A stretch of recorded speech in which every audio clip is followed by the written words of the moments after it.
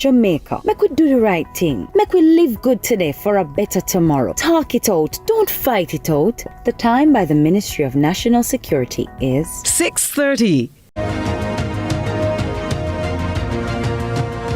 On Lead Story this evening, we give you the news before the major news at 7 because we'll update you on an important development in the investigation into the Cherry Tree Lane massacre. The security forces confirming that one suspect was killed in a shootout. We'll check in to see what the progress of the restoration efforts by the JPS, where that is. And of course, we'll deal with the issues concerning the OUR and the JPS and how the regulator intends to hold the Light and Power Company to account, or to hold their feet to the fire for the slow pace of restoration of electricity to customers who've been in the dark since July 3. It's all happening here on Lead Story. Let's start the show.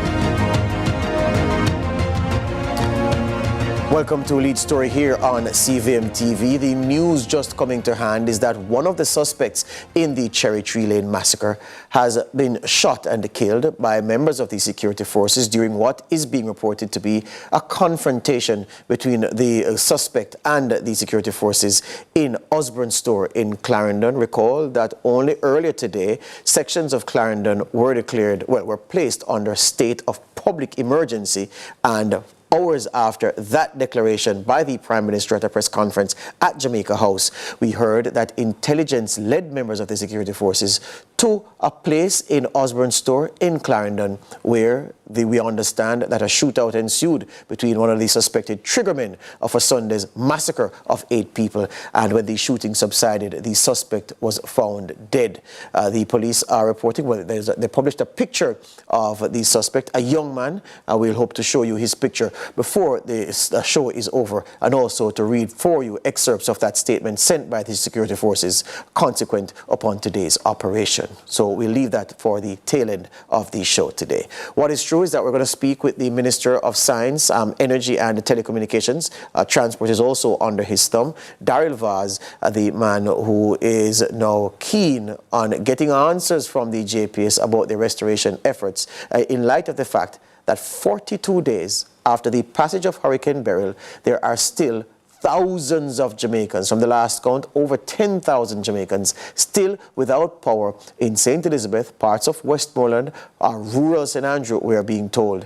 Those are the parishes that people are in, still without power. Manchester also. And so it begs the question, does the JPS have enough manpower to get the job done? Because we're hearing that it's not really an issue where equipment or other things are needed to complete the restoration work. It's just not enough boots on the ground working quickly enough, and people are beyond frustrated. Every day there's news of a protest somewhere in St. Elizabeth as residents bemoan the fact that they are still in the dark, literally so many days after the passage of Hurricane Beryl. Do we have Minister Vaz online? Good evening, sir. Welcome to Lead Story.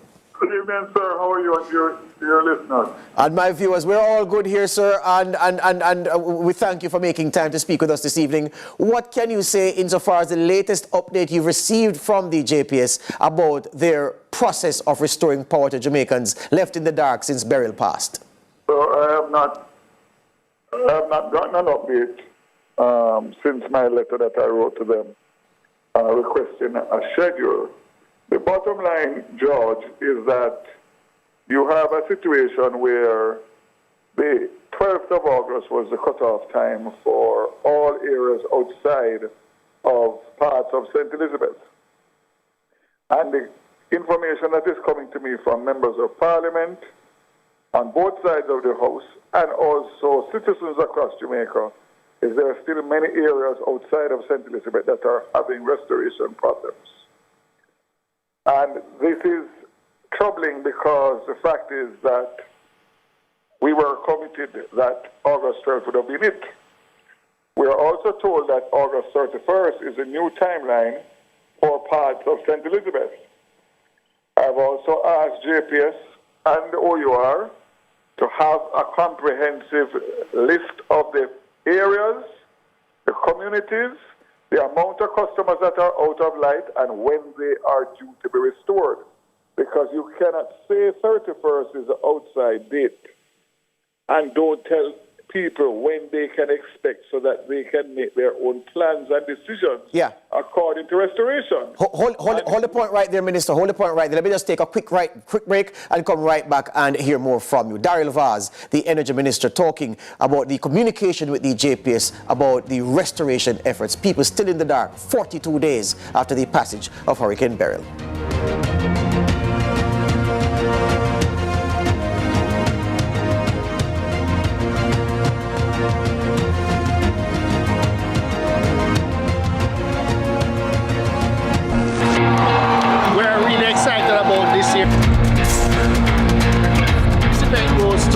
Children in primary, secondary, tertiary schools, also community-based organizations serving those with special needs.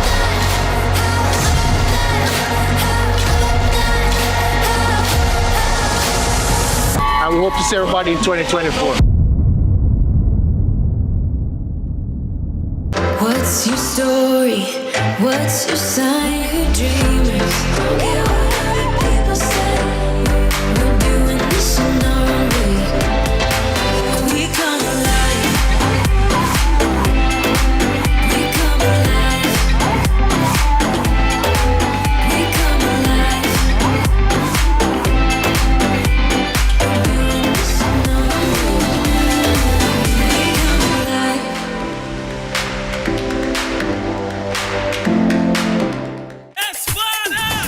alive. Celine, where going? We can't say we're a friend now. Celine. We have to take on the road. Yeah, man, we have to take out the same way. All right, Lord, thank you so much for this day. Me, I do the work. Yeah.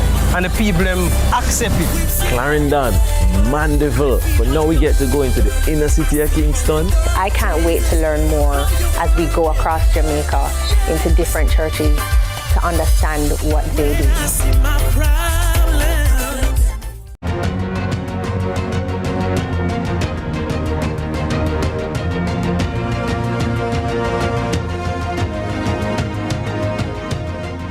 Back with us. This is the picture of the man, Steve Smith, otherwise called Tika or Flybrain, who was killed. The police say he's been linked with numerous contract-related killings and other serious illicit activities in Clarendon and other parishes. He was the man killed in a shootout with members of the security forces today in Osborne Store in Clarendon. Osborne Store is not a store, for those of you who don't know, it's a community. He was killed in that community today in an exchange of gunfire with members of the security forces. Steve Smith, otherwise called Tika or Flybrain, the police say he is one of the suspected triggermen in that Cherry Tree Lane massacre from Sunday. We'll talk more about him later on in this show. Returning to Minister Vaz. So, Minister, you say that with August 31 being the outlying date in terms of the timeline, there has to be something from the JPS to give their customers a sense of when. So it's twofold, George. JPS has to make sure and do a reconciliation to verify that the information that they are giving to the customers and to the public is accurate. I am saying that they have stated that they have restored all areas outside of parts of St. Elizabeth, which is due for the 31st. Then they came out to say that there are areas that are not restored outside of St. Elizabeth, and it's because of access issues. Now, the bottom line is that I'm not quite sure after 42 days what access issues there could be, because the bottom line is NWA has been working assiduously to make sure that the roads are open. So there may be one or two situations like that, but the amount of complaints that I'm getting from St. Mary, from Manchester, from Westmoreland, from Hanover, from St. Anne, it's still an issue. On top of which, there are several NWC pumps that are still not restored after 42 days. So there are areas that are not getting NWC water because of the pumps. There is national irrigation, which up to last week was not fully restored, all the wells and the pumps for agriculture. There are still police stations, there are still health clinics, there are still all sorts of government apparatus that have not been restored in the rural areas. So all I'm saying is that you gave us August 12th. August 12th does not come and pass, and I'm just saying, and I'm not quite sure why the OUR is not more active in this regard, because this is not my responsibility, it's theirs. Yes. But I have to be the advocate for the people. Yes. And the bottom line is, after the 12th, JPS must be in a position to indicate by publishing all the areas that are still out of light, and between now and the 31st, when are they expected to be restored? Because if I live in St. Elizabeth, and I know that I'm listed now to get my light back on the 30th of August, yes? Then I have a decision to make as to whether I stay in the house and suffer more after 42 days. I go and stay and live with a friend for 2 weeks that have light and water. Yes. Reasonable? Yes, yes. So I cannot understand why it is that JPS is unable to this point, as I speak to you, to put on social media and put in the traditional media, what is the situation with the 10,000 customers that they say do not have light as of the 12th of August?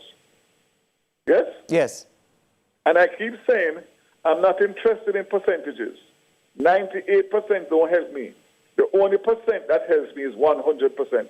So don't tell me about anything percentage until they reach 100. And in the meantime, tell me about the customers, not the percentage. Yeah.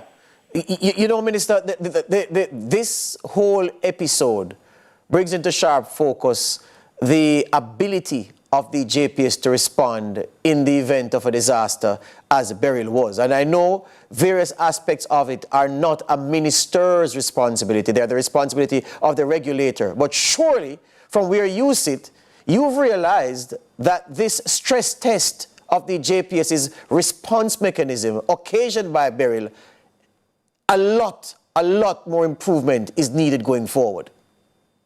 150%. And I'm going to say something more, that there has to be legislation amendments that speak to normalcy and disasters.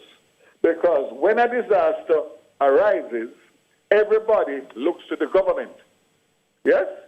And therefore, the government must take control of essential services and be in a position of strength to dictate what must happen and when it must happen. We must not be in a position to have to listen to an essential service, because they are not in normal times. So the OUR, as far as I'm concerned, and the regulatory aspect of the OUR is fine in normal times. But once there's a disaster, then the government must have the power to be able to dictate in relation to what it wants and when it wants it. And I give you a perfect example. The government, as Beryl Blue, called JPS to cabinet, suggested to them that they bring in help from overseas. You recall that? Yes. And they gave us a big speech, and they told us how prepared they were, and they gave us deadlines. And from that very first deadline, they have missed every deadline up to August 12th. Hold it right there, Minister. Hold it right there. I have to take another break. This is Lead Story here on CVM TV. More with the Energy Minister after these.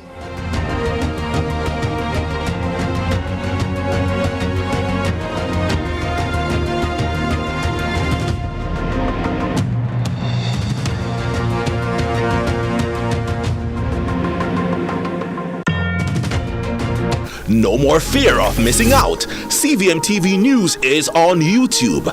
Get up-to-date news, sports, and business content at CVM TV News anytime, anywhere. Subscribe now to CVM TV News to see it happen.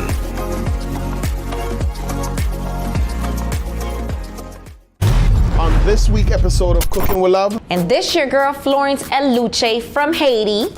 and you're watching Cooking with Love. Hey, Lucha is in the building. When you talk about Asian, hip-hop, Creole, can't get it no better than this. This young lady, bad, but Minister posts nothing about food. So we're gonna put her to the test right here on Cooking with Love. Yeah, No.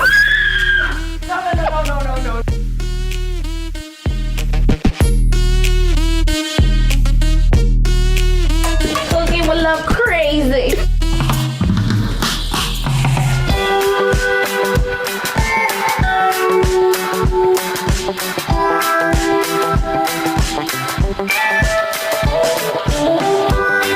You are watching Cooking with Love. When the food speeds, dance. When the vibe nice. The time by Grace. Taste that moves you is 6:45. Bollywood has never been this good. Catch Made for Each Other weekdays at 12:30 p.m. on your drama station. Brought to you by Hyundai. Conditions apply.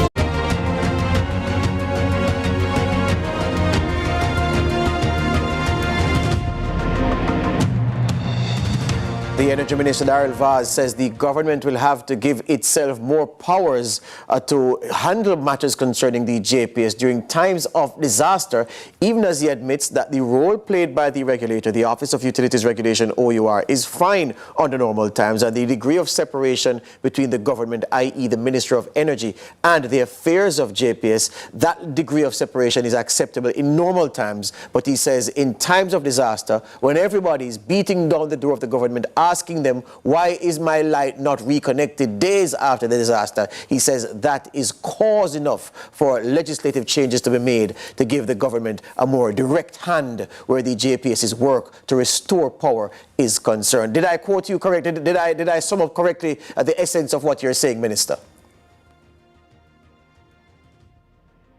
Minister Vaz, are you there? Seems as if we're not hearing him. We're not hearing him now. Daryl Vaz was with me earlier. All right. So here's the thing. That's what he has said, essentially, about the JPS and what the Minister of Energy's, the Energy Minister's powers are supposed to be. And he says there has to be legislative changes to put that. I hear that we have him. Okay, good. Minister Vaz, are you back with us? Minister? Still not hearing him. Still not hearing him. All right. Let me go to the issue concerning the Cherry Tree Lane massacre, while we try to get the minister back. Because a statement has been published by the security forces, and I believe it's a joint statement issued by it's a joint statement, MOCA, the JDF and the JCF. And if we have the graphic ready, it would be good. So the statement from the security forces speaking about that confrontation today, and I'll just read from a section of the statement. It says, one of the men suspected of being a shooter in last Sunday's, well, not last Sunday, it was Sunday of this week, so it was this Sunday. Sunday is the first day of the week. So one of the men suspected of being a shooter in Sunday's mass killing in Cherry Tree Lane, Clarendon, was fatally shot this afternoon during a targeted operation by members of the JCF's fugitive apprehension team and the Clarendon Operational Support Unit in Osborne Store in Clarendon. You heard me say Osborne Store is not a store. It's not facetious why I said so. It's real. Many people hear Osborne Store and think it's a place, but it's Osborne and think it's a store. Yeah? But it is indeed a place, and that's where it happened. Minister Vazi is back with us. Minister, are you there? Yeah, man, I'm here. Good. I had summed up what you said. You may have missed the summary, but I just want to put something to you as we wrap, Minister. The real challenge that people face. A woman told me earlier this week that having gotten back electricity last Saturday, she lives in the farming area of South Manchester. And a lot of people are rearing chickens. And you know those chickens that survived the hurricane are very much big now, well past the date that they usually slaughtered and brought to market. So she says, now that they got back light last Saturday, everybody slaughtered the chickens, refrigerated them, only for the light to go away later that day. And up to this morning, they still did not have electricity. So all that chicken spoiled. All of the work has gone down the drain, and they have no idea when the power will be restored. And these are the real stories that people relate, and it's not the JPS that people look to and blame for their plight. It's you who are in government, you who are the energy minister, you who sit at the seat of cabinet. Well, let me tell you something. I heard a story on another news media in relation to the lady that was trying to sew the uniform to back to school, and I was able to resolve that. But the fact is that what you're speaking about is replicated hundreds of times per day across Jamaica, even with the 10,000 persons that have been left without light. The bottom line is that is one of the things that I'm speaking about in terms of disaster as against normalcy.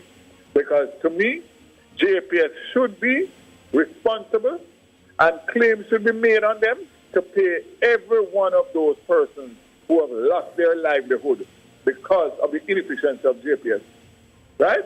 And I'm saying without hesitation that if you put that power in my hands, right, that's one of the first things I would do. The only time they will respond is when they feel it in their pocket. Right? And right now, they're just going along. They have the emergency fund that they can claim on. And the fact of the matter is that it is not reasonable for JPS alone to be able to claim from an emergency fund. The customers who are affected and the customers who are suffering, the customers who have lost as a result of the time that JPS has taken to restore life should have a claim and should be paid either by the emergency fund or by JPS directly.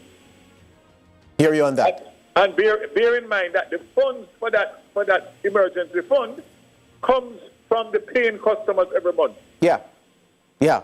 So, Right? so as things stand then, you expect a response to your letter when? Well, let me tell you something. I'm so fed up that I can't even tell you because I don't even know why I would have to write to the OU and the JPS to ask them for something that is a common decency in terms of communicating with their customers who pay them monthly for the light that they use. Right? So the fact that the 12 could come and pass and I am forced to write them, I really need to know what the OER is really doing. Because it seems as if they have gone back to sleep again after I woke them up a week or two ago. Yes. So you don't know. That's a no-brainer. Yeah. You don't know. Well, all right. When you get that letter and you get the timelines, you get the new commitments, please let us know. Please share them with us. We'll be happy to report them to the people. What I can tell you and the 10,000 persons that are still out of life is that if it's one voice they will have, is the voice of this minister and this government until such time as they are restored. And I'm going to push for them to get concessions and compassionate grants in relation to how to get back on their feet after not having life for 42 days and some of them going to 60 days. Hear you on that. Hear you on that. Thank you this evening, Minister. Thank you for making the time. All the best. I appreciate it. Sure. Energy Minister Daryl Vaz. Take another break and we come back with more on Lead Story.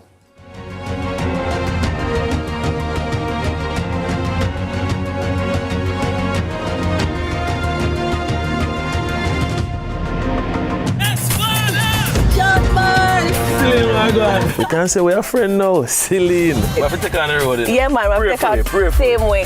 All right, Lord, thank you so much for this day. Me, I do the work. Yeah.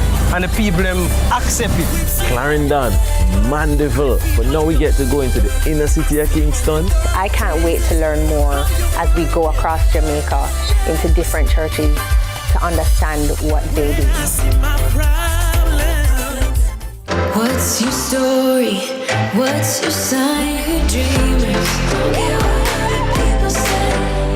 We're doing this in our own way. We come alive. We come alive. We come alive. We're doing this in our own way. We come alive.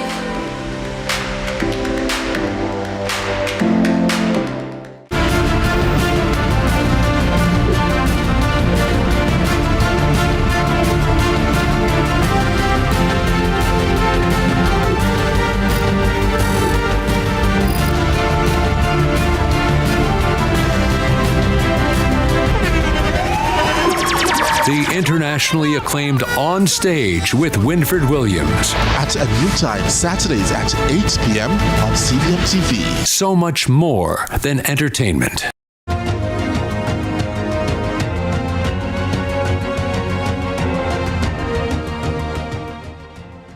Back with us on Lead Story in the dying embers of the show. Just enough time to tell you about that statement from the security forces consequent upon the killing of one of the prime suspects in that Cherry Tree Lane massacre. It is big news. We could not leave the show without telling you about it. So as I was reading, the dead man identified, the police say, as Steve Smith, otherwise called Ticker or Flybrain. That's him on the screen.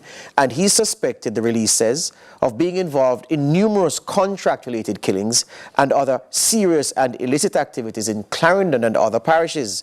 He was wanted, the statement says, by the Maypen police for murder for some time and was a person of interest in several other murder investigations. Smith was a prime suspect as one of the shooters in Sunday's Cherry Tree Lane shooting, which left 8 people dead and 9 injured. The statement says members of the JCF's fugitive apprehension team and the Clarendon operational support team went to a location in Osborne Store, Clarendon, in search of Smith and other men who were suspected of involvement in Sunday's incident. There was a confrontation during which Smith was shot and injured. He was taken to the Maypen Hospital where he was pronounced dead. Indicom is probing the matter. The statement says today's operation was part of a recently launched joint security operation led by the Jamaica Constabulary Force in collaboration with the Jamaica Defence Force and the major organized crime and anti-corruption agency, MOCA. Its mission is to identify, apprehend and bring the perpetrators to justice and to restore normalcy to the affected community. So this unit is just for this Cherry Tree Lane massacre investigation only. So it's a special purpose vehicle. Once the Cherry Tree Lane massacre suspects are brought in whichever state, as the Prime Minister said, judge or maker, once that is done, then this unit will disband based on what they're saying here. The security forces are reminding suspects, the statement says, to surrender peacefully when they are being apprehended and not to challenge the members. They've also appealed for the continued cooperation and support of the community and urges anyone with information related to the incidents to come forward and share what they know. And they've listed the numbers: Crime Stop 311, JDF tip line, the MOCA tip line, and of course the Police 119 emergency number. And of course the Prime Minister today announced a $25 million fund to reward those who give information that leads to the arrest and prosecution of those involved indirectly or who facilitated the Cherry Tree Lane massacre on Sunday. All right? My perspective on the JPS is this. Listen, it's 42 days and counting. My God. The JPS said they didn't need foreign help. I know the work is